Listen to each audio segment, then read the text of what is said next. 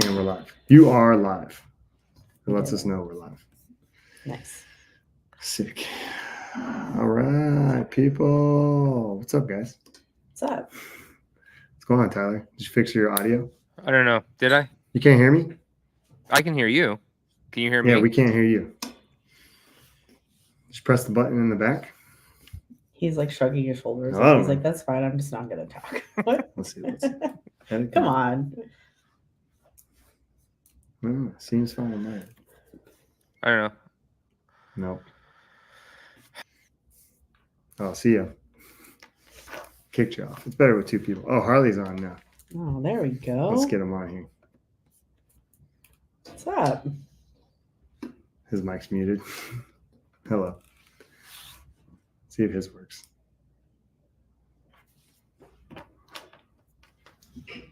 He's muted though. You're muted. There he is. No, I was it's adjusting the still settings him. on the back end. There it is. There it Yeah, is. there Okay, he goes. You got me now. There he goes. Got a new laptop, so it had to adjust all the settings Oh, real sick. quick. Nice. First official call. What'd you get? MacBook Pro. Cool. Leveled up the game. They gave me Nice. a whole $0 for my old one. I know. They're yeah. What happens? It was sick, man. Did you get a M2 or M3? I think M3. Ah, dang it. The Why? binned. It's binned. Should have just got a higher, like the M2, but the better one. You can get like refurbed ones for cheaper. That's what I did. I just went in Apple and was like, "Give me computer." That's like CrossFit gyms. Give me fitness. Basically, I'm just like, Yeah. I don't know shit about fuck. Tell me what I need. Oh, 2 minutes in, already F bombing. Oh, we're live. Oh, this is nice. Whoops. You got a latte there? Nice latte. Caramel iced latte. Caramel. Jeez. Did your wife make you that? Yeah, she did. Sick. We just got news that someone purchased this really, really fancy espresso maker for us for our registry. And that was like the last big thing that didn't get purchased yet. So Sick. pretty excited. Nice. It's going to be leveled up. Nice. Didn't you guys already have a fancy one? Yeah, I mean, we had a pretty fancy one, but this one's like really fancy. So it'll make all the things completely automatic. So ours is like a semi-automatic. It's like a $700, $600 unit, right? This one's like a few thousand, and it will make you like a carafe of coffee on top of espresso. Like it'll do the milk for you. You basically just boop, comes out your drink. Wait, how does that go? Boop. Oh, Good one. just checking. We got two watches. We had 6 and then they left. Oh no, the F-bomb scared him off. He did. They're gonna come back for this coffee maker conversation though. What are we talking about today, aside from this? I don't know. I want people to comment in the chat though. Who's the 2 watchers? I wanted to talk about training directions and something Heather and I were talking about, primarily inspired by Cece. So we'll give the backstory on Cece. Cece is I like saying retiring from fitness, but she's not. Or like competitive fitness. She's not retiring. I just think it's funny to say. She's just taking some time off to do some other stuff. And we were kind of talking about it. And I've been thinking about like, oh, can you actually do that? She's definitely leveraging years and years of fitness in there to be able to do some of the stuff that she's doing now with like the circus and then some of the running, and she's coaching cross country. Why don't you explain a little bit what she is doing? Like just 20 seconds. She's doing some circus class. I don't really know. It's a Yeah. circus class. Yeah. I've seen some videos, and she goes in and does tumbling, handstand holds. She climbs on the silks. She recently just started uploading some of the videos and giving some explanation in Coach RX for me because she wanted me to like just look at what she was doing. And then I was like thinking about it more because I always take this stance in class with people. And after the events of the CrossFit Games, I'll almost like even more now of like no one should be running a half marathon or like a marathon or doing a triathlon, like from fit, not fit, like or like couch to 5K style. Like I just don't think that should happen. I think you need to get into a gym and get with a fitness professional or a personal trainer or a coach and see your doctor, get an EKG on your heart, like a lot of stuff. And even when you go on USA Triathlon's website and these marathons, like people click the, the release of liability, but in there it says, if you have any heart problems, you need to see your doctor, or like get checked out before you do this. You need to make sure that you're fit enough. And in the swim portion of triathlons on USA Triathlon, it says like, if there's any chance that you're going to drown or freak out or like any of those things, that you need to not do this race and really reconsider signing up. And it's very clear. And I don't know how many people read those things, which then makes me think about like, okay, well, like training directions or fitness, or like what Cece's doing now of like, I'm going to dabble and play in fitness, which is totally fine because she's built this robust base of fitness, being a CrossFit Games athlete. And then the next question is like, well, how long can you leverage that? Like at what point does your strength and your muscle atrophy start to diminish because you're not training yourself specifically, having the specific adaptations of opposed demands and building yourself in that way? Is it opposed demands or imposed demands? Imposed. I'm sorry. I misspoke. Says specific adaptation of imposed demands. My bad. And just like, how far does that get you? And I was just trying to think of a lot of different, just basically my thought process on it and like how to approach that with people. Because we see people come in the gym all the time, and I would say there are like different groups of individuals, and how to define those individuals and what is our responsibility as coaches to, direct them or tell them hard truths of like what you need to be doing or not doing. Will you share an anecdote about yourself? Because you're someone who back in, let's say 2016, 15. Own ages. Yeah. I mean, it's a while ago. We were talking about 9 years ago. Like you were pretty dang fit at Sundown. Like there are clips of you snatching like over 250 and doing some impressive stuff with Jordan Junta. And like, I think you said you did 30 ring muscle ups unbroken at one point, like some pretty impressive, like, pillars of fitness that people, or milestones of fitness that people would strive for. And I'm not saying you're not fit now. I think that you still have a big base of fitness, but that year that we did, we came out to New York and tried to throw you in the ring because we had a guy drop out of our team last minute and you weren't training. You were deconditioned at that time. We weren't able to do the thing. But so you're someone who's gone from a relatively high capacity in certain aspects of fitness to a low capacity. And then I would say back to a pretty high capacity in the past couple of years. Like, share an anecdote. Like, where did you lose it? How long did it take to lose it? Did you, was it hard to rebuild it? Like, we got to start with building it. So as far as the weightlifting, I mean, that's an interesting one. Like I sucked at weightlifting, and Heather knows, like she watched me. And then I've pulled up videos for Marissa, because like Facebook's a wonderful thing and you can go back to the memories. And there was a video of me like overhead squatting for a double or a triple or something, 205. And this was in like 2012 though. So like context, like that was huge at the time. Well, that was the regional workout. Yeah. People Yeah. do. And like that would have been a pretty good score, because it had to come from the floor and everything else. And like you can hear Jeff in the background be like, yeah, let's go. Like, and everyone getting hyped up. But that process, like we did Bergeron. That's where I made friendships with like Dex, and we would be on the blog and just killing ourselves to get better and better and better. And then, yeah, with Jordan, we were doing Bruce strength training with Michael Caju and the Brute team and everything. And like Heather trained, and we spent a lot of time building that up. And I think I look back and like, even someone pulled up a video the other day and was like, you were really shredded during, it was John LeConte. He was like, you're so shredded. I was like, well, I was training a lot. And then your aerobic capacity didn't have to be that big, even though we still spent a lot of time on the rower. And so the base then was built over the course of, what would you say, Heather, 3-4 years Yeah. of like training 2 to 4 hours a day in the middle of the day, doing blog training, which I would argue wasn't the best at the time, but it wasn't as I feel like training wasn't as specific as it is now. Yeah. Right. Because nobody was very good. Yeah. Yeah. So blog training got We were all people a lot trash. farther than it does now. Yeah. And so that base got built. And then, there's a time where I took the downtime of just more coaching, and I was still exercising and training and following some progressions. But and I wasn't really focused. But having a weightlifting coach early on and doing with Charles Shipman and Cal Strength and just doing the weightlifting really pushed me up. Like I went from like a 2012, I had a hard time. I couldn't even snatch. Was the second bar in the when you had to go 95, 135? Was it 155?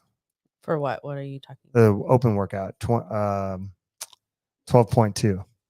Like the 30 snatches. Yes, 30 Yeah. snatches, 30 snatches, 30 snatches. Like I It was didn't. like 180. 70, wasn't it 75 to Might have start? been. Yeah. Yeah. Like it was like really light. And Yeah. then it went up to 135. Oh, I the think it women's went third bar was like 125. So it Yeah. might have been 175, 185. I know that the Yeah. final bar was 205. I know that. yeah. But I couldn't snatch the third barbell hmm at all. So like immediately after that, that's when I got a weightlifting coach. And I spent probably 2 years with Charles hmm learning how to weightlift and getting better. And that's where like I made my huge gains and got to a point where I could like snatch 265, 275 with a weightlifting coach. And I was also training CrossFit a But lot. that also takes, like you said, years, like to get Yeah. there, to build that kind of capacity. But I think that's kind of like what Harley's getting at too, Right. is that you have to build that base of strength and training and have that burst. Right. And that's So you couldn't snatch 165 apparently, according to the Googles. hold it up. Good. Yeah. I couldn't snatch 165. I did Dang. the 30, 30, the 135, which was the second Hey, bar. we all start somewhere, Harley. You know? Couldn't do it. Couldn't do it. Thanks to Charles Shipman, I got up there. And Cal Strength, shout out. But yeah, so over the years, grew my endurance a little bit. And then I think 2017, I was really fit actually, because it was me, Daniel Garo. We missed going to regionals by 2 spots. And that's when they took 30. You'd have to look at the leaderboard for Mhm. Sundown CrossFit 2017, or not Sundown, CrossFit Currahee 2017. I think we were either 1 or 2 spots out. And we were hoping that somebody would get busted Oh, or I thought that was 20. What doesn't matter. I thought it was 2016 because it was the year following the year we went. I no, thought. it was 2017. Oh, anyways, Harley, look it doesn't up. matter.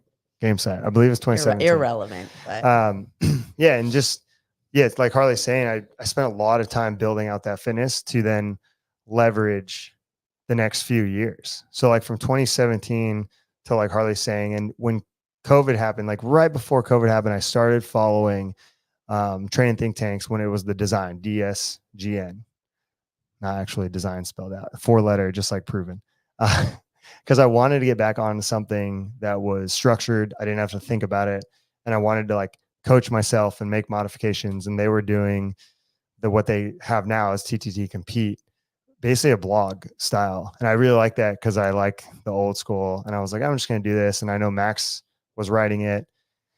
And I was trying to learn like new styles of training because I was ingrained into like brute strength and OPEX. And I really had that base of knowledge and I wanted to see, somebody else. So it was an opportunity to follow that. And I trained. And then when COVID hit, Marissa and I trained in the barn and I built back up a lot of what I had. And the biggest commitment I made to get fitter was training think tank. They still do this. They do the throwdown. I would do the throwdown every Saturday, which is where the idea of Send It Saturday for us and our training group came from and why I forced people to do it is because I got a lot out of that year of COVID, pushing myself by myself, doing this throwdown to put my scores up on a blog. It also helped me feel connected to a community during COVID. So that helped as well.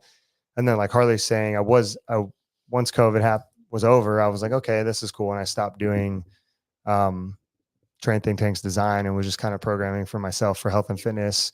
And we were in the garage and at our house and we had people coming over and I was just doing whatever I felt like doing and what the people were doing. And I just, Trevor, my brother-in-law used to make the joke though. He's like, any given day I come in here and Todd's just snatching.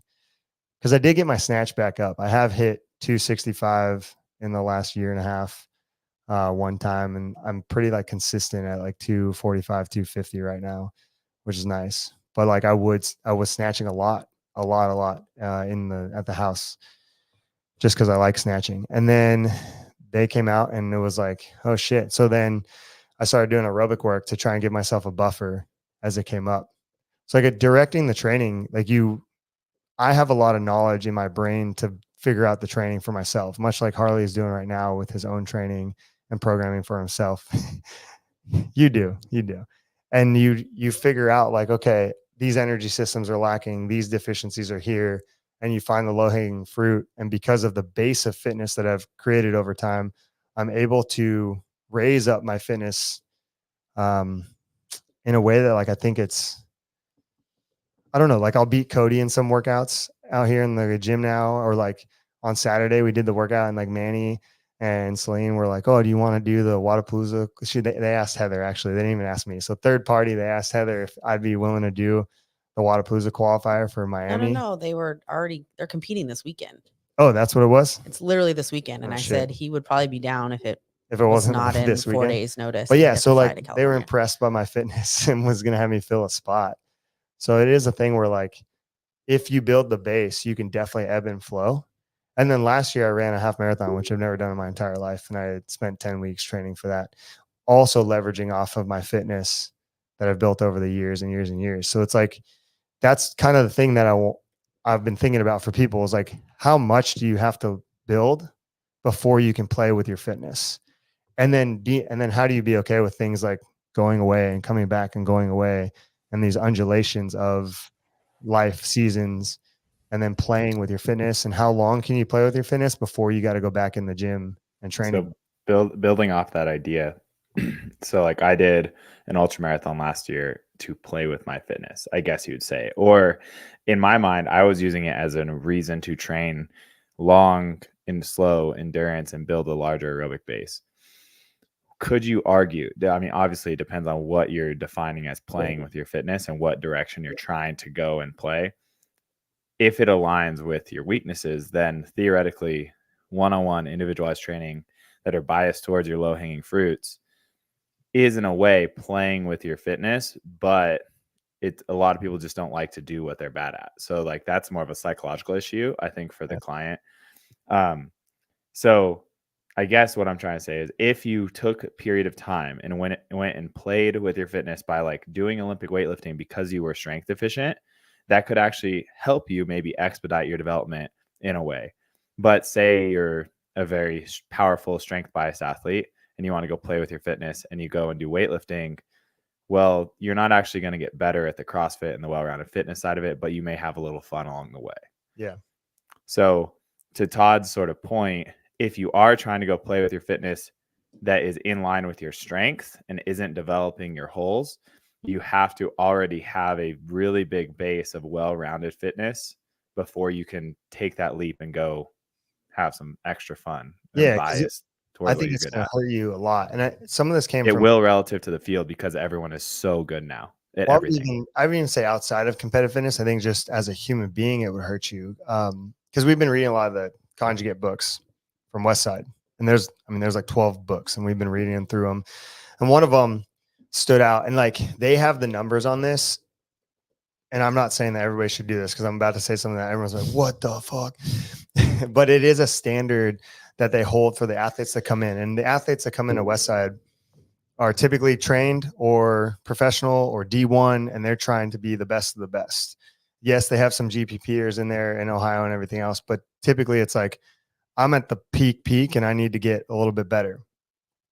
When you have those human beings, you can run a lot of tests on them and you learn about the human. Because like Greg has said, we don't vary by kind, we vary by degree. So the degree that they're at is really high, but the kind or the training that they need is relative to that person. And they need that same similar training and effect and outcome. So Westside's thing is like, if you can't double body weight back squat, you shouldn't be doing depth jumps. Basically jumping and absorbing your velocity and load through the knees and the glutes because you are at risk of tearing something. At what height do they define that as? It's like 20-inch box. Yeah. Okay. So like I have my mom who can't double, back squat and double body weight. I have her. I know. I'm just like giving context to other people though. Yeah. Like relativity, right? So like I hear this broad statement of a depth jump, right? You shouldn't be doing this unless you can back squat double body weight. And it's like, well, but from how high? Because it's stepping off of a curb is relative to almost everyone's day-to-day life who walks around. And I would argue that's a single leg death drop if you trip, Yeah. So like you should theoretically be doing plyometrics, just your plyometrics may look different Right. in relative intensity versus an athlete. Right. Right. And Okay, so again, continue. they're at the top with people, but even with your mom, now you're looking at the complexity of that statement, but it doesn't change the fact that you need to build some requisite strength for the Absolutely. thing that you're trying to do. And in this scenario, you're talking about people stepping off of a curb and not blowing out their Achilles or tearing their MCL or spraining their ankle. In their scenario, they're talking about people running downfield as hard as fast as they can without blowing out an ACL with a non-impact ACL tear, which will happen in soccer, lacrosse, things like that. And they work with a lot of those people. And their goal is to get people as strong as they possibly can. And with the data that they've collected, they've shown that there is a significant decrease in injury when you can double bodyweight back squat as a high-end athlete. Now, does that mean that your mom has to? No. And that's a good example. But what is that back squat to decrease and have the same decrease in injury, rates to her stepping off a curb? We don't really know. You could run that test over time, but the point of that is like, okay, so we're looking at back squat, we're looking at jumping mechanics and those correlates, and that training needs to happen. And people will choose, like we're saying about fun fitness, like let's say you go on which is amazing, the Hawaii trail run that you've done, Harley, like it's through the mud or even a tough mudder. It's very similar, like through the mud, up and down hills. Trail running, you did the ultra marathon, up and down hills again, stepping down things. If you slip off of a rock and you don't have the strength in your glutes and hamstrings and you just tear your ACL, your meniscus, anything, and you're stuck out there on the course and you just blew your knee out because you haven't been doing the strength work, the base level of fitness to support that play, like where does that leave us? And that was something I'm thinking about in general. And even with like the CC analogy in the beginning, or even myself, like she has such a huge, robust strength in her shoulders, in her hips, in her low back, her legs to go out there. And she was a gymnast. So her to go to circus school, moving around, she's leveraging those years and years and years and a huge base of strength, conditioning, and CrossFit development that most people don't have. But yet that class is open to anyone, which is crazy to me, is what I think about. And that's why I brought up like the triathlon thing too, is I think it's really crazy that you're just mass participatory, like go ahead, sign up. Granted, they have the waivers, like I said, and everything else and things telling you, but yeah, I just feel like we need to have this discussion and have people open their minds about the direction of their training and why they're coming in the gym, whether it's competitive athlete or general person, or like Harley's example with his mom, giving context to what you're doing every day to show you the true value of strength and conditioning. Because I know it's like, oh, longevity, like you listen to Anthony Huberman and other people like living longer. Yeah, great. Greg Glassman for a long time in CrossFit, quality of life, great. But what does that actually mean for somebody?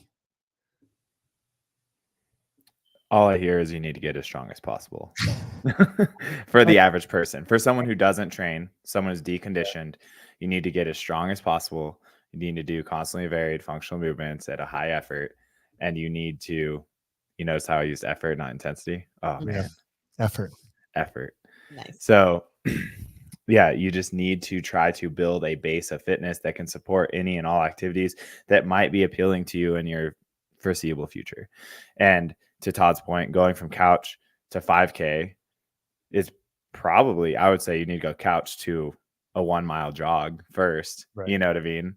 Or you need to go couch to a 1 mile walk first, if depending on where you're at in your current state. But you need to have incremental progress over time that's building you up to support those activities that you're looking forward to, rather than just being like, well, I'm going to start running tomorrow. I want to do a 5K, so I'm going to go run for 20 minutes. That's not necessarily bad. I don't want to It's not a bad thing Yeah. at all. Yeah. But it's like building volume, easing into things, intelligently is sort of what we're trying to pitch here. And also doing it for a long enough period of time that you make lasting change to your system that you can then, continue to change direction, pivot, build, ask more of yourself, but with safety in mind. Yeah. So let's take like an example. So you have somebody who trains CrossFit and let's say they have aerobic deficiency. They come in and then they tell you you're the coach and or one-on-one coach, and they come to you and they're like, my goal is to run let's take a female athlete and they want to run a 1:45 half marathon, hour 45 minutes. And their back squat is 125 pounds and they weigh about 145 pounds. What would you say to that person as they come in and they're like, I Well, want to run? what's their current run, like half marathon time? Do they even have one? They don't have one. Oh. They run though. They can run. Okay. What do you say? Yay. Let's start with yay or nay. Should they even run this run? Well, I feel like What's the timeline to their development? Okay. Are they trying to do it next week? Or are they trying to do it in a year from now? I feel like an hour 45. most fast. most Like, people that's are going to pretty be like, fast, oh, I right? signed up. It's next month. Right. But let's say they have a lot of foresight. It's a great individual. They're going to do it in, it's 9 months away. Where do we focus? Like, what do we, like, is that enough base of support to just do some general training and go out there and hit it? As long as they're probably squatting twice a week in conjunction with some low impact, low intensity volume work, sure. It depends on where they're starting. I think in a pacing standpoint, to give like specific recommendations of how much volume of running they need to do relative to strength. But I think that if you, let's say they run 10:30 mile pace. and they have a volume tolerance of a half marathon. We'll give them a volume tolerance of 6 miles. Like Okay, so they run 10K, so about half of a half marathon. Got it.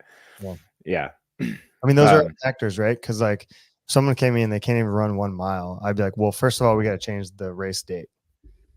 For sure. The first thing.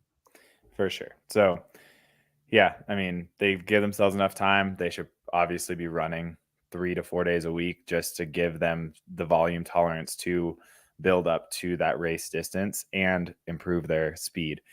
Theoretically, if you're doing a reasonable amount of strength work with it, reasonable being probably 2 days of lower body work a week, with them being primarily unilateral in nature, not entirely, but you could probably say you're biasing more towards unilateral strength to fit in with the running stride and the mechanics that we're looking for. Yeah, their pace should theoretically improve just through the improved force development on top of the efficiency of their running economy through the volume work. So I would say 2 days of lower body work a week, and then 3 to 4 days of running with probably 2 full rest days. And if not, of the 3 to 4 running days a week, we're looking at 3 easy days and then maybe 1 faster day or a moderate day. Great. Yeah. And then, so they're taking on this goal and they do CrossFit primarily. So that's going to shift their whole training because they're not going to come to class in that schedule. And they just can't because they need to do what you just said. Like if you're really going to take this serious and actually get out there and use your fitness rather than just slug through it like most people do, you're going to have to change all that. Then, and I think it's like important to note how complex that is because I think people don't approach it that way. They'll run like 1 or 2 days a week, or like most people, 1 day a week, still come to CrossFit class and then go run the half marathon and be like, well, it's great. I felt fine. And I don't know how good that is for people. Although it may feel good inside, it's like what Harley just said and broke down is the appropriate scientific training progression to adapt your body to keep yourself healthy and safe and develop those characteristics appropriately to take it serious to do that. And then when you're done, you can come back and go back to CrossFit and everything else. But how many people do you think would even think about that in that detail for themselves? No one. They won't. Very few. Well, and I think too that people who aren't, I think, coaches, right, and know these scientific principles of exactly why Harley broke it down the way he did. It's like they just think that they could just, like, these other trainings don't affect each other, right? And I think that that's the problem that we see with a lot of general clients that come in, is that they're just like doing all the things all the time, and they don't really realize how much that training affects the other. Yeah, or you lose stuff because like even in that training structure and the goal, you're going to get closer to the goal. You're going to have a great time. You'll probably hit the 1 hour, 45-minute half marathon and keep some strength along the way. But ultimately, what's going to happen to your upper body in that process in that 9 months? Yeah, I didn't talk about that at all. So like best case scenario, you maybe have 1 upper body day a week if you just can maintain it. But that's only if you have this time and flexibility in your schedule to do that. Yeah. most people who work full-time jobs have a family, have all the, you know, external factors that are very meaningful, and they're not willing to sacrifice, you know, time away from those things to work on this, you know, balanced training system. They're going to lose a lot in their upper body. That's Yeah. just the nature of the sacrifice they choose.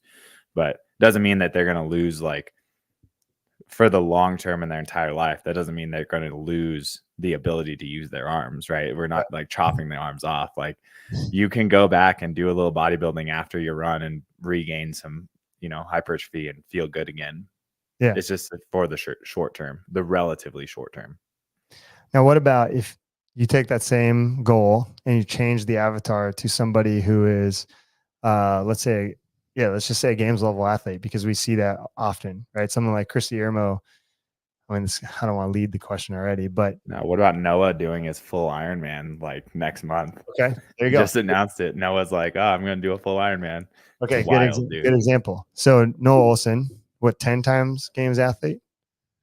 One-time team athlete? I don't know, whatever. Robust I resume. think, yeah, 11 total times one team, 10 individual, I think. Second place in 2019, almost won the CrossFit Games and beat Matt Frazier. If they're very contentious argument, but if there wasn't two scores for Ringer 1 and Ringer 2, Noah Olson actually would have won that CrossFit Games. But anyways, What about this argument? The Gosh. cut wasn't after the sprint, but was after the lift. Yep. And they flip-flopped that order. I think Noah would have had a harder time because the strong guys got cut. Yeah, like that's true. some of the specialists got cut. Yeah. Hey, okay. Anyways, he got close. Phenomenal athlete. He is going to take that time off, do triathlon, and he will come back. And how much fitness do you think he's lost in the other fitness characteristics? Upper body, pulling upper body, 5%. pressing.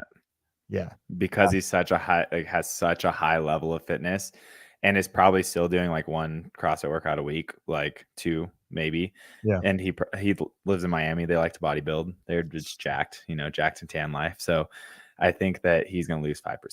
Well, and he also has the lifestyle where he can add in those things like you were talking about, like the Yeah, absolutely. Even upper if he body didn't add Yeah, those things in, sure. I think Harley is right. And that's what I think people, and you know, the anecdotal thing about myself that Harley's got at in the beginning is that individual, because he spent time building his body through CrossFit, and it could be any type of thing that incorporates speed, agility, strength, power, accuracy, coordination, balance, cardiovascular stamina, muscular endurance, all the 10 general physical skills. And you have pushed those so far up that even if you take time off, you can play with your fitness in a more robust way and a less damaging way than our original avatar, who's going to lose upper body strength, pulling and pressing, and like do this for 9 months, get good at the half marathon, do it in an hour and 45 minutes, but then comes back in the gym and used to be able to do 5 strict pull-ups and can't even do 1, you know. And although that'll come back over time with these undulations of training, and you got to do that, it's just not going to happen to Noah Olson. He'll do that and he'll walk in the gym the next day, and I bet you he would be able to snatch 90% of his 1RM. He's going to be able to do strict ring muscle ups. He'll be able to still walk on his hands. Like that's what the disconnect, like Well, I on think that's Instagram. what Harley was initially getting at the very beginning of this call, right? When he was talking to you as the example. It's like you spent a lot of times training, weightlifting, doing CrossFit, doing all these blogs, training 2-3 hours a day, whatever.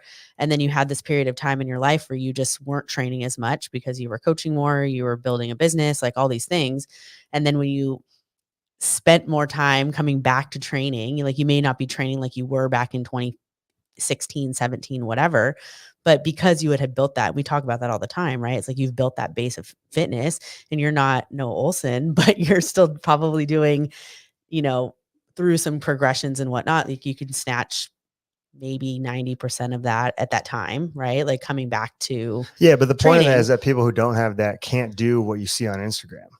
You got all these Instagram people. Correct. But I'm just making the correlation, as I think that's what Harley was getting at with you at the very beginning of the call, was saying that you had that period where you weren't as fit, but then once you started training again and going through. That's not that's not the point. Those people aren't me and they're not Noah. The point is that people think they are me, Right. and they think they are Noah, and then they will take time off and just wreck themselves and then be frustrated with, why am I not getting better? Or why did these things go away? And it's like, you haven't spent any significant amount of time building your base and not taking the robustness of fitness serious. And I think that's my frustration, you know, and with people. And like, you see someone like Cece doing what she's doing. You see someone like me doing what I'm doing. You see Noah doing what he's doing, or any of us really, like, cause Heather, you could do the same thing and then come back and everyone's like, how do I do that? It's like, you can't, cause you haven't spent the years focusing on your total body of work. So for example, I'll share my anecdote. I didn't take an off season, like truly take time off from doing high effort fitness for more than 2 weeks until I made semifinals. As soon as I did that, I was like, oh, I think I earned it now. Which, I mean, no, that sounds silly. And I'm not trying to be like, like you have to be that stubborn. But it was more of like, I had been behind the curve, that cut line, for 7 years straight, 8 years straight. And it's like, there were times where I was really, really close to it. And there were times where I was a little farther from it. And that was with continuously training. And so imagine if I took months off to do something else and completely goof off at those developmental times. Maybe I would have been even farther from the cut line because I didn't spend 3 months of my off season doing my developmental work. Who knows? But I took some time off, still came back, still went to semis the next year. And I'm going to take some time off. I'll probably do either completely pivot or I will go try to be fit again. But I don't really have a direction yet. But my point is, you don't, like, if you're trying to develop yourself to be competitive in this space for the high level CrossFitter, you need that consistent training year round to try, because everyone is training hard. Everyone's getting better. So you have to get better faster than they are. Ideally, you're finding the combination, the right sort of mix of ingredients in your training that's going to push you to that next level faster than the guy next to you or girl next to you. But for Todd's point, if you're just a average member, a GPP person, shows up to gym 4 days a week, and you're like, I'm going from nothing or just like one class a few days a week, and I'm going to go run a marathon, you're going to have to completely overhaul your entire existence for a long period of time to do it safely. Yeah, it's the same. It's like the same, like you're saying, like to be at the peak in competitive CrossFit, you then, like Harley's saying, have to overhaul to even do the half marathon or the marathon or, you know, gravel racing or high rocks. Like even high rocks, like you could sign up tomorrow for high rocks. And I have some people who are going to pivot into high rocks and they need aerobic development. So it's a good thing. But it's like I'm looking at it and writing the template, and I'm like, for what we're going to do and put them through. I'm just like, man, this is a lot of endurance, and you got to get really good at the sled pushing and so specific. And what the demands are for that are so specific that even these high level CrossFitters that I have who are going to transition into IROX are not going to, like, they couldn't go tomorrow and win. Yeah. They need to train for it specifically. And they have such a robust fitness. It's just like, I think the beauty of like high rocks and running is that you can always walk. You know what I mean? Like, we're not talking about like the GPP. Like it. I'm talking about the GPP side of it, right? The reason a marathon and a half marathon seems accessible is because they can always walk. You can always just take a break. I mean, you could always take a break in CrossFit, but you're gonna it's very noticeable if someone's taking a break, man. Yeah, that's true. Like, man, they just rested for a minute and a half in the middle of this 10-minute AMRAP. Like, they just like sat down on their box. Yeah, it's not gonna go over well. I've done that. It's okay. Yeah, I get what you're saying. That's the allure to it, right? But there's a few problems for me. It's like the internet one, like Instagram, telling you like, do this dumbbell program and you're going to achieve all of these great results. And that same person selling that dumbbell program has been in the CrossFit Games twice on a team. You know, it's like, no, you mother effer. Like, they're not going to get that, you know, and you have some other people who have been individual athletes selling these programs and falsifying that you're going to get this robust fitness through this program when it's entirely false. They will get fitness, and that's great. And like to Harley's point, they'll enjoy it and maybe it fits their lifestyle and everything else. But I guess that messaging just bothers me because then it eats away and like gets its way into and weeds into our gym and other people that we talk to of like, you could do this with minimal this. And I think that's what everybody wants. They want minimal input with maximum output. And it's All like, right, that's not how that works. tie this back to methodology, right? So CrossFit, the minimum effective dose, right? Yeah. So ideally, what's the biggest result for the least amount of time commitment? Doesn't mean the least amount of effort. Doesn't mean the least amount of discomfort. Still hard. He's showing up to the gym, working hard for an hour, going home. Ideally, it's adding value to your life. It's making the life outside of the gym better, right? Yeah. So Miranda Oldroyd, but Alcaraz now, right? Miranda, Mhm. Fearless Miranda, right? She put out a video that I happened to stumble across last week, and it was defining fitness, defining CrossFit, and it was her just sitting in her car, just chatting to the camera. And she's like, nothing works better than this methodology in just improving the 10 general characteristics of fitness and, making people fitter, healthier, better. And then she's like, I was on XYZ teams, etc. And then she was like, for people who are just living life, this is the best. And what I took away from that was she was not saying that for high level athletes, this is the best. She was saying for people who are general population, trying to just be get in, get out, 1 hour a day members, CrossFit is effective. Yeah. But for the higher level people, as you've already alluded to, it's no longer 2016. We don't get to just do blogs and run our head on the wall for 3 hours a day. There needs to be specificity in the direction of our training so that we can get the proper adaptations and the specific adaptations. I would argue that's for GPP people too, unless they're totally bought in on. Well, it can be for sure. Coming to class every day. No, it can be for sure. I think that I just like the elegance, the simplicity of delivery of CrossFit. I think that's what resonates with most people, right? And I think it has holes though, and that's no, I agree, but that's where the specificity can come in. And you've referenced it before. There are journal articles talking about biasing your CrossFit to your weaknesses, and you guys have quoted like, "What comes out of the hopper, whatever scares you, that's your fitness program." Like, whatever your weakness, whatever's your downfall, like that's just what you need to work. And you've referenced that Boz talks about that. You've referenced that Greg has talked about that. And specific training is not new, but the thoughtfulness and the sort of traditional strength conditioning principles that we're trying to apply to it in this context, I'm not going to say is new either, because other people have done it, like, OPEX and stuff, but that is the direction you're trying to pitch, right? Yeah. To level up whatever direction the person may have, whatever goals they might want. Yeah, because your example with Miranda is totally true. If someone comes in and they want to be fit and healthy, there's not a group fitness class for $120 to $250, depending on where you live in the country, a month, that you can get these type of results. You can take any one of our members and they have to be on the relative level, right? So like you could take any one of our members, find a similar avatar at Metabolic, Orange Theory, Soul Cycle, whatever, and our member is going to mess them up in a myriad of tests. And that's true for all of CrossFit.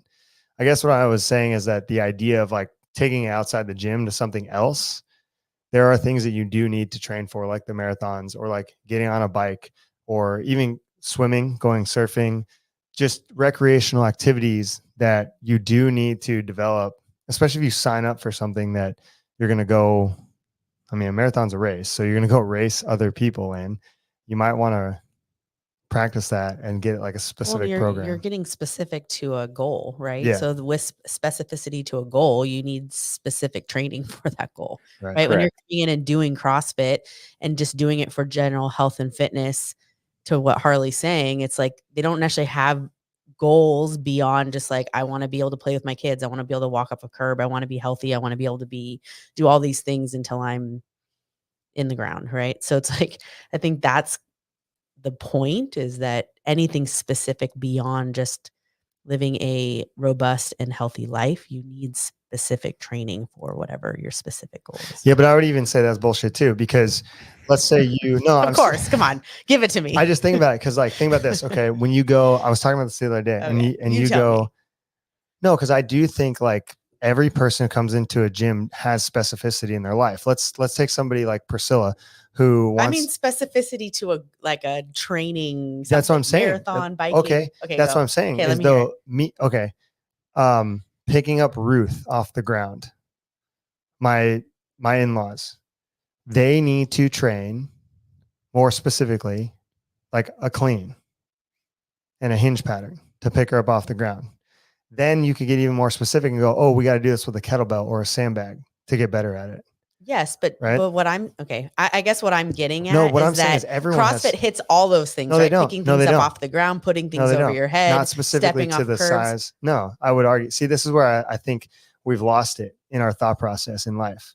And I think CrossFit's lying to a lot of people in that capacity. Now, is variation good? Sure. But how does moving a barbell and a clean, if your only goal is to pick up your grandchildren, how does a barbell actually help you do that? Do you remember More that very support. touching ad where it's a guy training to pick up a kettlebell to pick up his? Yeah. That was a good one. That's a good one. Right. But you look at that, right? And it's the kettlebell and picking up the kid to put the star on the tree. I've seen that ad. That is specific training. And that guy Yeah. didn't do CrossFit to do that. He specifically like looked at the movement pattern of what he was trying to do. And he chose the thing and he trained it to lift it up and do that thing. Right. Now, is that functionality and functional fitness? Yes. Does that fall under CrossFit? Yes. Should we be moving barbells? Yes, because it makes you stronger. You can put more weight on a barbell than you can on a kettlebell. You then become limited. Sandbags become limited. I get all that. And you need to do all those things and have variation. I understand that. But I think there are things that general people are not thinking about. And even our clients who are trying to become elite athletes, they're not thinking so deeply and narrowly into the problem that's facing them in their life and figuring out how to solve that problem. Because if you garden and you get back pain, what do you need to do more of in your training? Which CrossFit would argue will constantly vary. No, you need to deadlift 3 times a week. And maybe it's varying the loading. Maybe it's varying the piece of equipment. Maybe it's varying the intensities. Maybe, it's a different hinge pattern. Then is it an endurance thing of the hinge pattern in the gardening? Or are you picking up heavy, I don't know, dirt, whatever? Like, think about those things. I think people don't really evaluate their life of the challenges that they're seeing. And, because CrossFit generally will make you fitter. You guys are right. I'm not trying to argue that, but I do think there's a way to look deeper into the activities you're doing and realize, oh, wow, if I trained this, I would be better.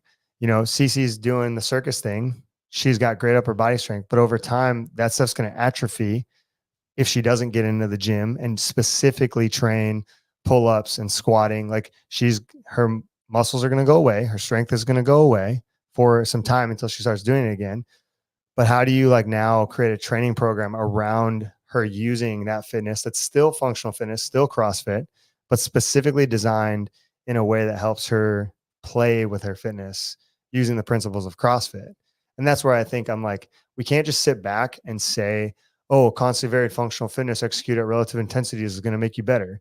Sure, it will, but I've been in gyms long enough and owned gyms long enough that it doesn't really. Well, I think the key component though is the athlete understanding what they actually need and looking deeper. And like you just said that and touched upon that, but it's like, I think a lot of people don't do that. Right. So they just come in and then doing CrossFit and doing this constantly varied functional training works for them because I think they're generally hitting all the things. Yeah. But anytime you recognize something specific, whether it's a training goal or whether it's a better quality of life for something because you can't pick your grandkids up off the floor, now you're getting specific in your needs and your wants. And that's why you're training the way that you're training. And that's when training gets more specific. And that's what I want people acknowledging to understand, because it's been eating away at me. And then also this idea of you could leave your base of functional fitness to go do something else that's fun and just throw away your functional fitness.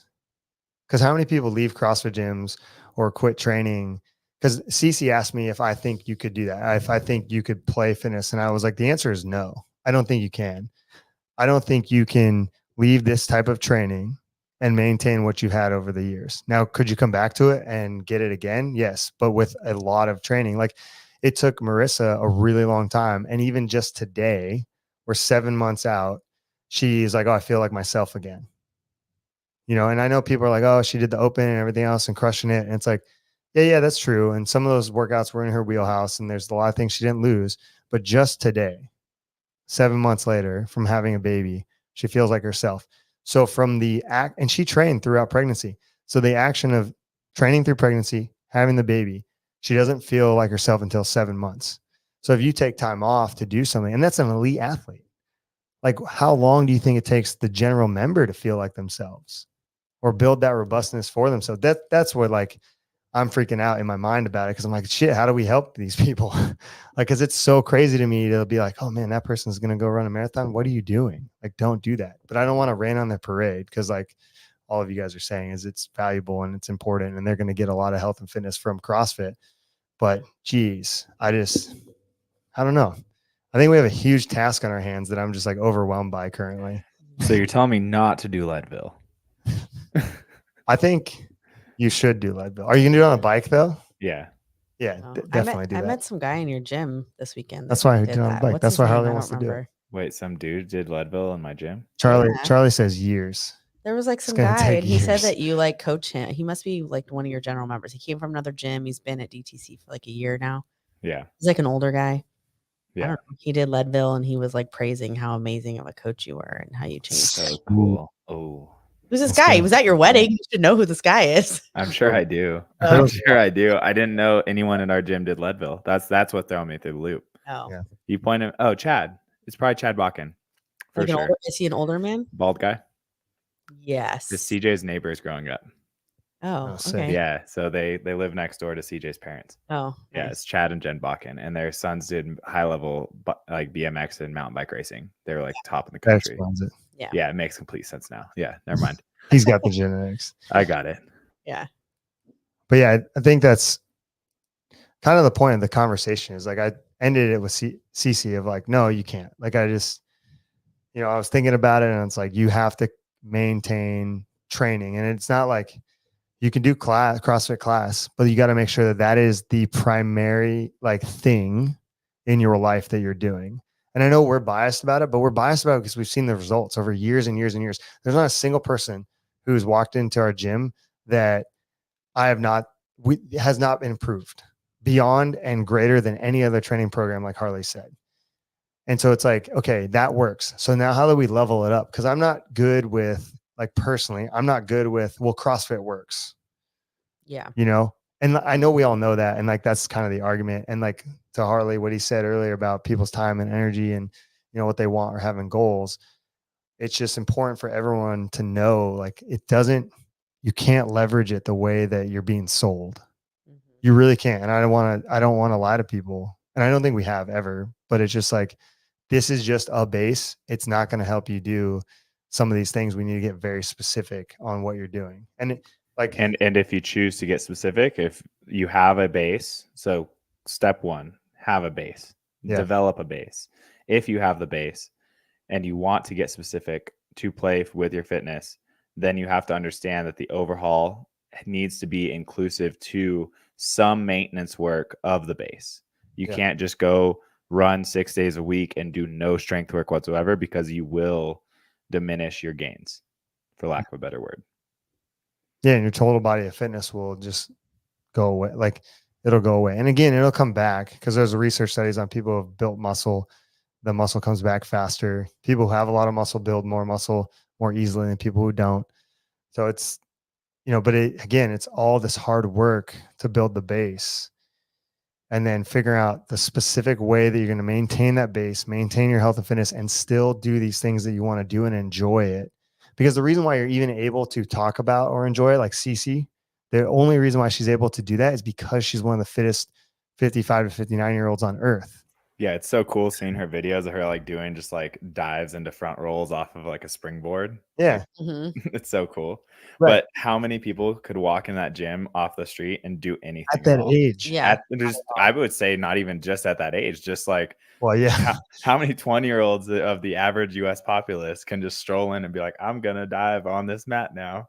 Right. And so like, I don't want people to forget. And I'm glad she sparked this conversation and like made me think about it, because like she can't lose a lot of what she has. Now, she doesn't need to be one of the fittest on earth, but a lot of the characteristics that she has of upper body strength, lower body strength, core stability, power, speed, explosiveness needs to be maintained and sustained while she's like playing with her fitness.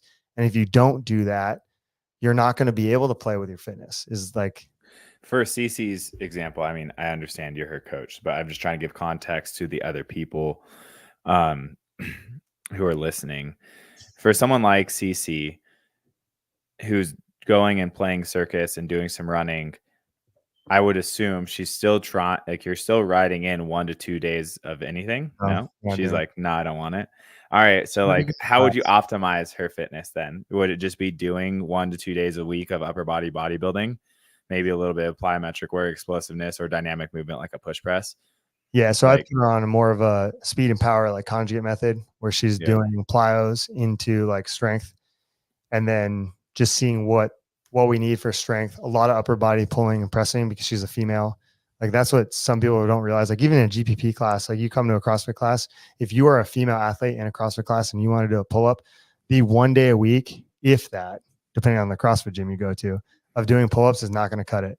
And know? even then, like that 1 day a week, most of the time isn't strict overloaded work or Yeah, weighted I mean, work. we do. So I'm gonna. No, toot our own Yeah, horn. I'm saying, But like, most gyms, a most lot of gyms don't. yeah, you're right. And even you may not even get it. Yeah. You get pull-ups, but they're kipping or whatever, and like do ring rows, do band, whatever.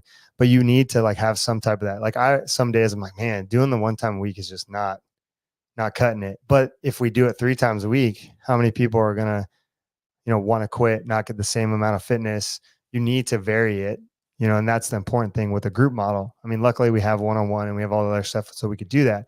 But the point remains, like, yeah, for someone like Cece, Do you offer extra credit work in your Yeah. gym programming? yeah, Yeah. we have all that stuff. But like, again, time, energy. I mean, all that. that's where it would be the only appropriate Yeah. application for the masses, right? Right. It's just like Yeah. have 3 days a week of it, 2 of which is in the extra credit. Yeah. And so as a female athlete, like that's really valuable and important, especially because like you're saying, she's doing the front rolls to support. She's been a gymnast, early on in life and kept those skills. So the neurological component of that learned skill, it's not going to go away. But the strength to support the joint when she goes inverted is what's going to go away. And that's more of what would be concerned about with someone like her. And so that way she can still, again, continue to use and play with her fitness. And I We think, talked about, sorry, go ahead, finish. no, that's right. No, I just think that's the primary goal and point of it. I mistimed the ending of your sentence. My She bad. is gonna come back. She's just taking a break right now, and that's primarily because it's been a long season. It's been a long time being a CrossFit athlete, and so yeah, she just needs some time off. But she's gonna come back, and I'm gonna build a template very similar to that to help her. But right now, she's just taking a break. But in the break, she's probably gonna lose a lot of stuff, and I already told her that. So it's fine. So, I mean, obviously, we don't know much about the ins and outs of these classes that she's doing, like how much of a structured warm up they run them through, or if they're just like, go get yourself going on your own and then come join us in the pit. We're gonna The throw adult down. gymnastics class we took was very much like that. Yeah, just- yeah. I mean, that's sort of like I look at CJ's comment talking about, oh, our adult gymnastics class, our ninja jumps. Like she just said it was basically just like a room full of people and there's a couple floating coaches who would come check in on you type of thing.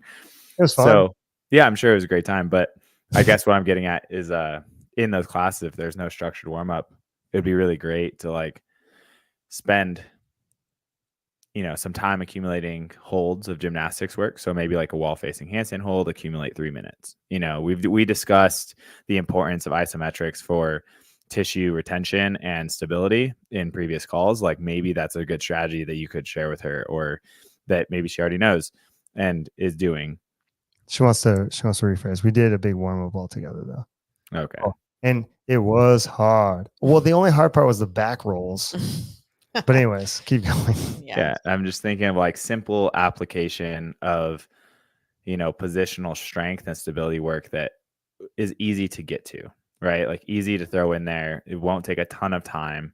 Accumulate 3 minutes on wall facing handstand hold to just maintain some overhead stability for the shoulders that will translate to the shapes of which she's using in that class. Right. Yeah. Yeah. But again, like people don't think of that. I don't know nothing, man. I'm not a gymnast. No, you don't need to be though. We've spent enough time. Heather and I were talking about this too, of like Was it Heather and I? No, it's Jen Craig and I was talking about coaching like movement. Like a lot of CrossFit coaches have only coached CrossFit. I've been lucky enough to coach martial arts for a long period of time, high school lacrosse, and you get exposure to new movements and then you learn those things. And like right now, Sophia's going through school and they're having her do, some projects and stuff about movement mechanics and like just whatever, like without getting into specifics, but she's like, she was choosing things that are within CrossFit. And I was telling Marissa to tell her like, no, just pick something that's not in CrossFit so you could learn a new movement.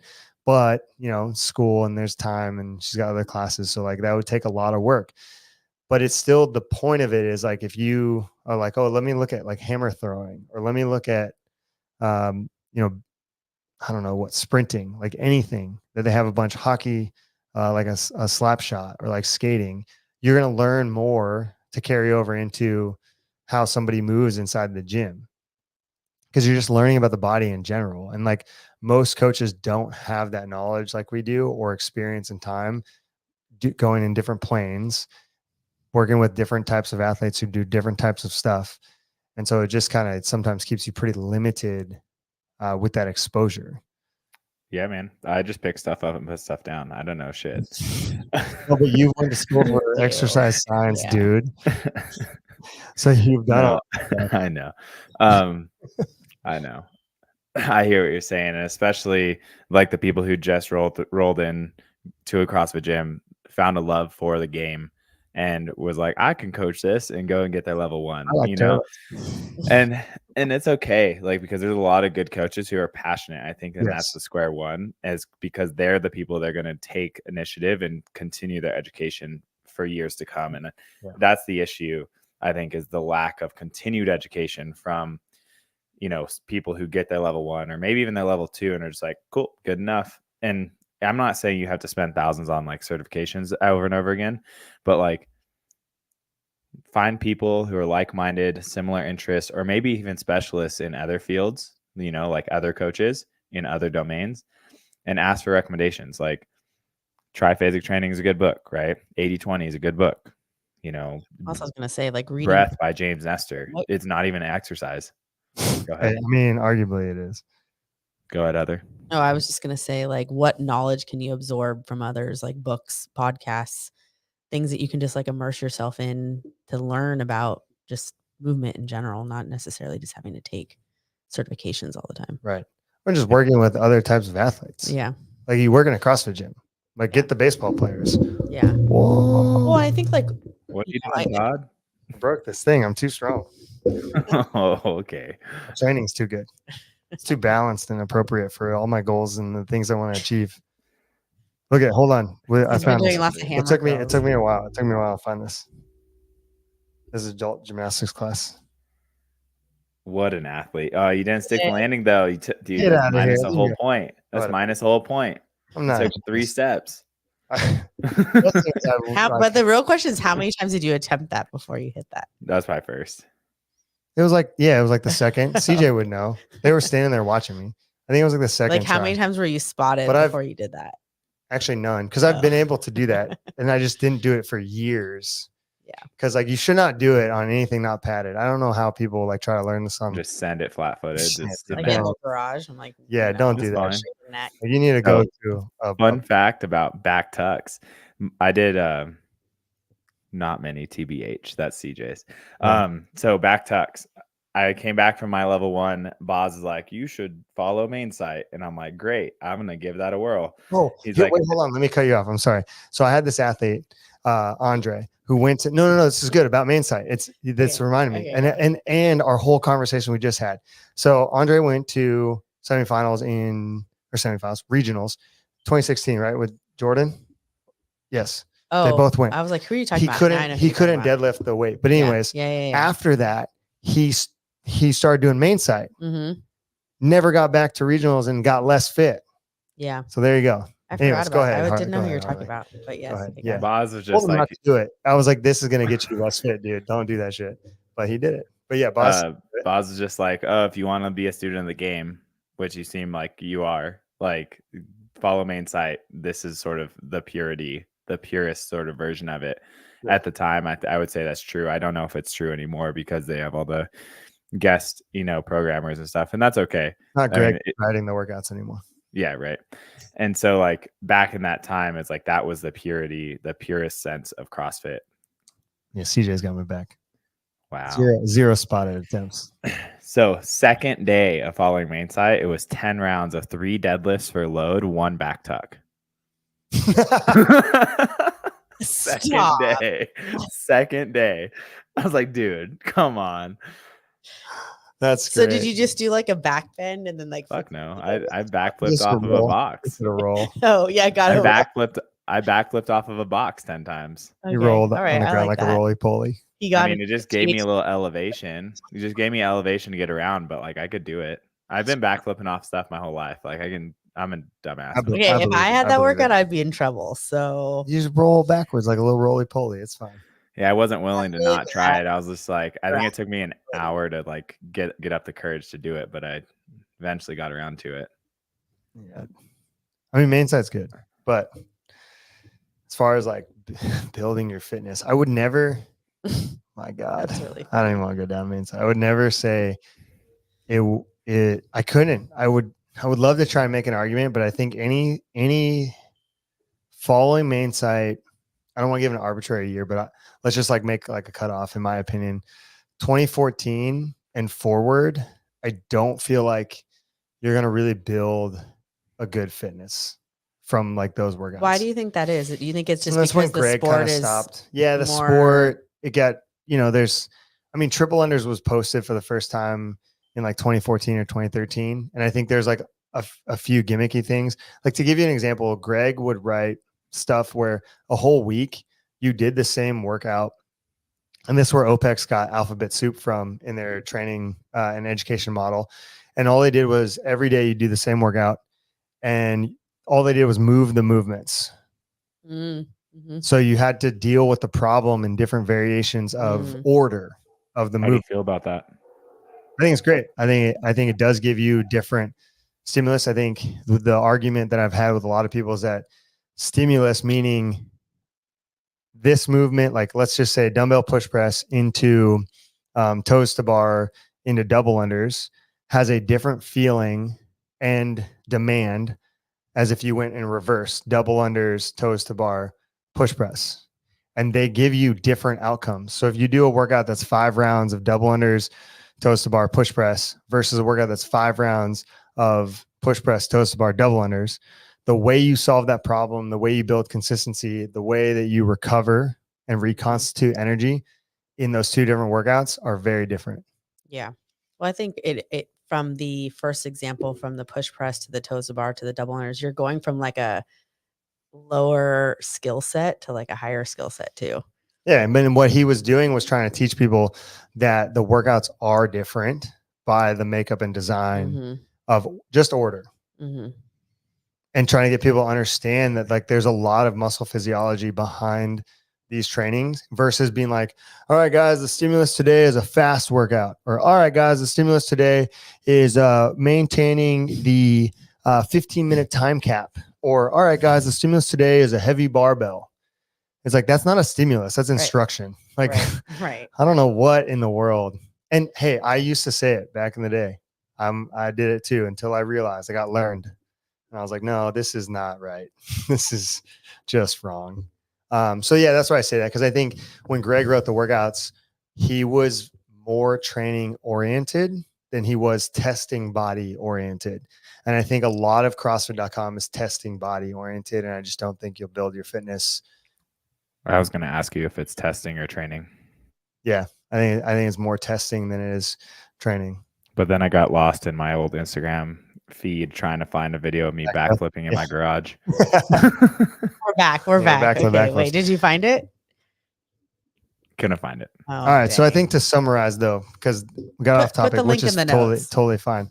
And you can keep looking and we'll find it because I like this. I like the banter. But I think it is important for people to know that like you will lose fitness and that's okay. Things ebb and flow. You do need to get more specific.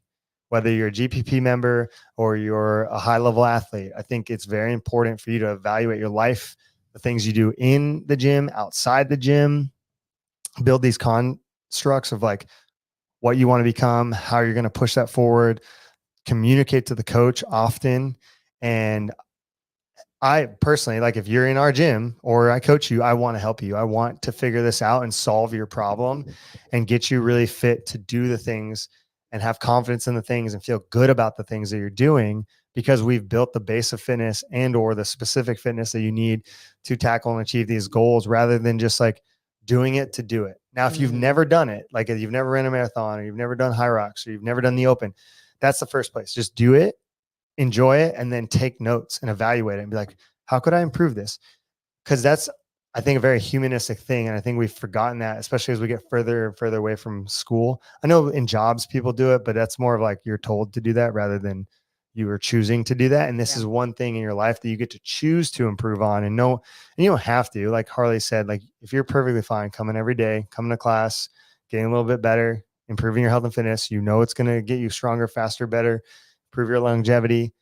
If you're fine with that and you don't see any areas in your life that you're struggling, like picking up your kids, or you get winded going upstairs, or you lack range of motion, like if none of those things are causing you any issues, you're doing great. And you're fine with that. And you have no aspirations to, you know, I don't know, join a flag football team and you don't want to blow your ACL out. You're totally good. And that's great. And there's a lot of people like that, but there's a lot of people who need some specific help and they got to specialize in it to build it out. And then there's some people who want to achieve really high goals. And again, same thing. Like you're not going to do some rink and dink program and achieve that thing. You just really aren't. And so like, it's like the 30-30-30 rule, you know? Mm-hmm. So I don't know. That's what I wanted to talk about today, because it was really getting under my skins. I could tell. And I mean, I'm glad you guys brought up and defended CrossFit, because I do defend CrossFit, but I think sometimes we use it as a catch-all. Yeah. And it's really not. Like it is in certain scenarios and certain aspects, but we need to be careful of that as coaches and as people participating in CrossFit as well. But, yeah, I don't think that I was trying to defend CrossFit. I generally try to think back to the methodology, because I appreciate, again, the simplicity, the elegance of it, and for the effectiveness for generalized population with wide ranges of goals, right? Right. Not specific goals, but a wide range of goals. And I agree with the specificity of even just trying to train a specific movement pattern to become more resilient at gardening, a more able-bodied grandparent, or, preparing for a bigger goal like a marathon. I appreciate all of those examples. And I agree completely that if you have a low-hanging fruit or a deficiency in your movement patterns, quality, or characteristics, you got to do something more to get better at those. Yeah. I also support you training for Leadville on your bicycle, your bicicleta. Yeah, I've been thinking about how to do that. I'd be more than happy and excited to crew for you on that adventure. That'd be sweet, because I don't know if CJ can handle it by herself. I'd just be like a Walking Dead. Well, you need like four people on that job. I know, for sure. Yeah. Sign me up. I don't have 4 friends, so I don't even know how I'm going to get through that. That's not true. You have one who seem well and capable to help you out. Yeah, no, I've been, is very interesting. This was your topic, because this has been forefront in my mind a lot about my own training, my own direction, whatever I'm going to do after this honeymoon. I don't really have a great answer, and maybe I'll have more clarity after this trip that's coming up, but Leadville is pretty high up in my mind. It sounds like a fun way to spend a year of preparation and doing something different, because I've done the same thing for the last 10 years. And, getting outside is valuable. Spending time in a different way is valuable. And I think that I would definitely start sooner than later in the preparation for it, just so I wouldn't do it and just be like, I'm here to complete. Like, I would do it trying to go 9 hours, sub 9. Yeah. And then which would take a preparation. That's going to be hard. The lottery's in December, right? Lottery is in December. And if you don't get it then you need to qualify via another race. And so you can go to another race somewhere around the country. You either take a certain placement in your age group, to qualify, I believe, or you can even get a secondary lottery there. So like say you don't finish well at those races, they still give more lottery spots at those races just for signing up and participating. So there are multiple ways to get into it. We'll see what's what if Sick. that's the direction I go. Well, Marissa and I just got gravel bikes, so I'm gonna do a 100-mile gravel bike race at some point. That's And easy, then- man. I'll join Okay, you. all right. I'll join you. Yeah. I'm just And kidding. then the rest is I'm gonna just beat on Cody. You better be ready, Cody. I know you're watching. CJ rode a mountain bike for the first time her entire life. She loved it. A couple weeks. She said it was fun, and so I am gonna peer pressure her into getting a bike here soon. Dude, get her like a 6 Santa Cruz one and like get her just going around and going over jumps. It'd be Shredding, dude. sick. Just shredding the gnar, Just- bro. I could just see it. That'd be cool. I mean, you need to still do a lot of CrossFit to be good at that. Yeah, no, for sure. And I think that that's sort of more what I've been thinking about is like, could I do both? And it's like, Yeah. maybe, probably. No, I think you can. I would just use the bike as the main mode of like Energy aerobic system. development and energy system training. And I would do that 5 days a week. Yeah. I would ride my actual bike 3 days a week. I'd probably do 2 to C2 bike sessions. And then I would do some CrossFit or even just strength work. Like, Yeah. Yeah. I don't even think you need to do like CrossFit Metcons. yeah, I agree. Okay. Sir, I've ridden a bike before. Sir, I've ridden a bike before. Hey, you need to address him as husband, not sir. Okay. Just so you know. We'll take it. I know you take it back. I get it. Matthew Slingerland. Yeah, Yes. this is our designer. Hey, Nice. Harley, based on Colorado, planning moving out. Hit me up. I'm Damn. out here south of Denver. So opposite side of the city Oh. from you, but that's okay. It's only like 45-minute drive. That's sick. So Damn, dude. Matthew, if you're into some biking, it sounds like there might be some in my future. So Sir, Nice. I've ridden a bike before. I'm dead. no. I'm so dead. That's funny. That'd be sick. I mean, you guys should talk about that honeymoon. Biking's cool. And you guys are in the best area for that. Yeah. Agreed. And like, yeah, you're so fit that whatever we figure out what's going on with teams, it's a good opportunity. We're still trying to get, I'm going to say it again. I'm going to say it every show. Jace, listen, dude. Jace got not so here. defensive on the last after you said it on the last call. I'm gonna say it on every call because these guys out here Tuesday, it's an hour and 17 minutes into our call. Whoever watches to the end, Tuesday secret session. Marissa, Cody, and Paigey are out here training hard. I told them yesterday, I was like, I'll be your guy. You got it. I'll start training. I'll be your guy. They all laughed at Paige me. laughed at you. They were That's laughing. so I was like- mean. That's so mean. I was like, you know what? At least She goes, on our team? What? yeah. No. I was like, well, I bring a good attitude to the team, so there's that. Well, that attitude didn't get us to semifinals. a few years ago, so. That's true. That's true. Shit. You're- Um, But like I dude, tell Paige didn't think I was fit enough to be on her team.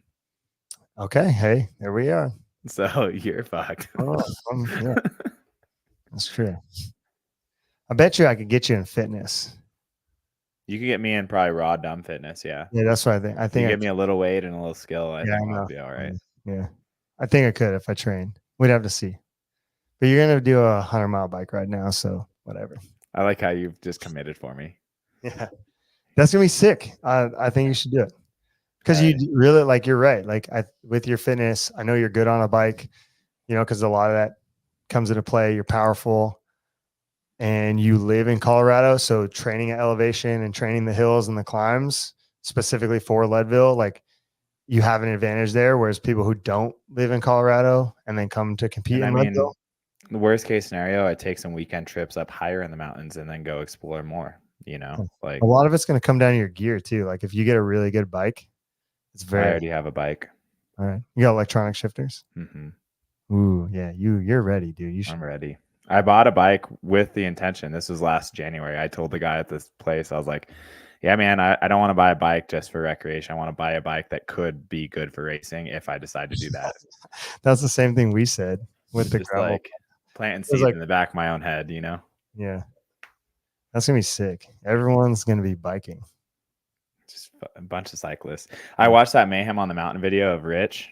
And it hyped you up. That was sick. No, I just watched it yesterday. Oh, I mean, like it didn't hype me up to like buy the bike. I'd already had the bike for a Yeah. while. But I was like, oh, that's just fun. I was like, that just looks fun. They have their entire crew just riding around Rich's ranch. Like, how sweet is that? Like, Yeah, you're It's gonna be a pretty crew of 2, you and CJ. dude, I got such a huge crew. It's good. Gym recommendations, he says. Yeah, man. If if you're up on North Side, Coda is definitely the way to go. They just got a new facility. It's I heard they have like 3 floor spaces. So when I was flying back from the games from Alabama, I actually was sitting across from the owner's dad. So the owner of the gym was at the Masters games. Said hi to him. His name's Kevin. Kevin Shoots, really nice guy. His dad obviously is a very proud father. Had nothing but great things to say about his son's business, and he said they run 3 class floors at the same time. They stagger their afternoon classes every 15 minutes. Wow. And it's like That's the dream. a 12,000 to 15,000 square foot facility. Apparently it's just Popping. popping. Yeah, Yeah. one day. They have like 380 members or something. Like it's insanely large, 80? but like they have 15 coaches on staff from what I heard, and something like that, maybe give or take a few, I might be off there, but they have a very, very extensive staff. They have apparently a very thorough coaches development program, because I was concerned about like, how do they even, create that supply of coaches? Like, how did they resource all these coaches? And apparently they develop them themselves. So seems like a pretty good spot. I'm going to go check it out for the first time. I haven't been there yet, but October 12th, they're having a little competition locally. So we're going to swing by, check it out. They got a biking event. Yeah. I don't know. Probably not. I'm not competing. I'm just going to go hang out. Sick. All right, you sold us on the gym. Let's all move there. Yeah. Matthew's like, wowza. That's good. Wowza. Wowza. Wowza. You convinced him. He's ready. Yeah. Yep. So it's a good spot. Seems that way. That's sick. Okay, guys. Well, I feel better now. Thanks for letting me vent on air. Everyone watching, thank you. Appreciate you guys. Now we don't have to listen to it as much later. Yeah, I don't So got to talk thanks, about it guys. anymore. I can let it go now. I've realized the Just truth. You won't let it go. I'm just kidding. Well, no, we'll talk about it for 3 more I days. won't let We it might not go let in it the go. fact that like I'm ready to help people, But in the fact of complaining about it or just being like, what the fuck? I'm good now. I'm glad. All righty, sir. If you say so. Yeah, I know. I care too much. All right, So- remember, like and subscribe. Put the notification bell on so you don't miss an episode. And we'll see you guys next week. Bye. Bye.